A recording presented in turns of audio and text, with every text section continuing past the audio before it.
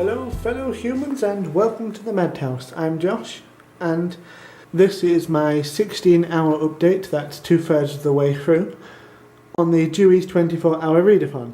There's not that much to tell from the last one. I'm still reading A Darker Shade of Magic and listening to A Slip of the Keyboard, but I'll go into a little more detail about them. I'm about 2/3 of the way through A Darker Shade of Magic and A Slip of the Keyboard. I'd say I'm probably now about, let's see, how far? I've got 5 hours left to go, or a little under. So I'd say I'm about halfway through that too, which is perfectly fine. Once I'm finished I'll probably find another audiobook, a shorter one though. I'm really enjoying it, you see. The opening section of A Slip of the Keyboard is fantastic. It made me cry. It's an introduction written by Neil Gaiman about Sir Terry, who was one of his closest friends.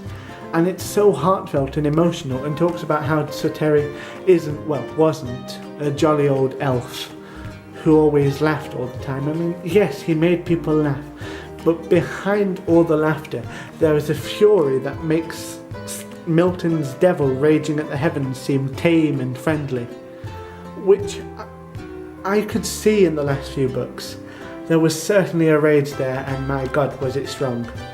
I took a quick break from A Darker Shade of Magic. I finished A Hatful of Sky because I wanted something to make me laugh a little bit, because while I'm laughing a bit at A Slip of the Keyboard, and there are occasionally funny moments in A Darker Shade of Magic, it is, as the name might suggest, quite dark. A Handful of Sky is actually pretty dark. A Hivers is a truly incredible monster, but the Nakmet always lighten that up a little bit, so it's an improvement. It's a fun book. I'm not going to try to explain the concept of a Hivers, it's far too complicated for this time of the morning. At this level of sleep, and I think I'm on 7 cups of coffee now. I normally only have maybe 2 a week at most, but this is very useful. I may have also stocked up on apples, because apparently an apple is more effective than coffee. I'm not sure what I'll read once I've finished A Darker Shade of Magic. It'll only take me a couple more hours, and I've got about 4.5 hours left on A Slip of the Keyboard, which means I've got plenty of time until 1 PM to read something.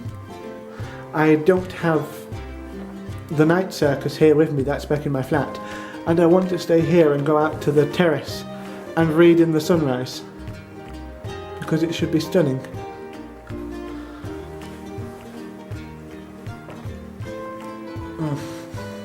If you have any suggestions as to what you think I should read, go ahead. I have a few things on my Google Play, but they're not good. I could always read some first drafts of my books and my poetry, but probably doesn't count because they're not finished. And with the poetry, I'm of the opinion most of it is kind of shit. Except the limericks, they're funny. They're also filthy, but still funny. Well, seeing as I'm at Bangor University in their absolutely stunning library, which I don't know if you can see very well, just a moment.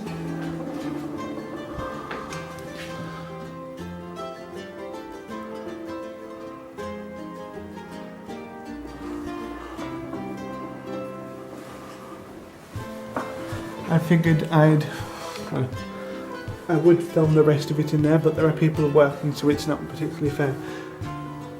So instead, I'm going to say goodbye, say thank you for watching, and ask you to comment and tell me what you think of my choices, what I've read, what I'm thinking of reading. I do have an audiobook of, what was his name? Is it L. Frank Baum's The Life and Adventures of Santa Claus. I absolutely loved the film as a child, but I've never read it. And yes, the only reason I remember L. Frank Baum was because Elphaba from Wicked got her names from his initials. And that quote now from R.S. Thomas, the famous Welsh poet. He is exceptionally good. He studied here at Bangor University. I can't remember the date, it's on the plaque outside by the door, probably in the 1920s. 1925 rings a bell.